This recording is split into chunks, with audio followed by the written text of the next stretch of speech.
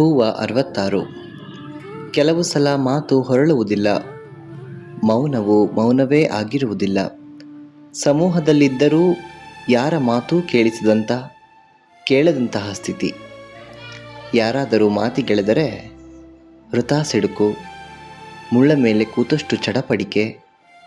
ಯಾಕೆ ಇಷ್ಟೊಂದು ಮಾತಾಡ್ತಿದ್ದಾರೆ ಅನ್ನುವ ಅಕಾರಣ ಅಸಮಾಧಾನ. ಸುಮ್ಮನಿದ್ದೇವೆಂದರೆ ಅದು ಮೌನವಾ? ಅದೂ ಅಲ್ಲ. ಕೆಲಸದಲ್ಲಿಯೂ ಮುಳುಗಲಾಗುವುದಿಲ್ಲ.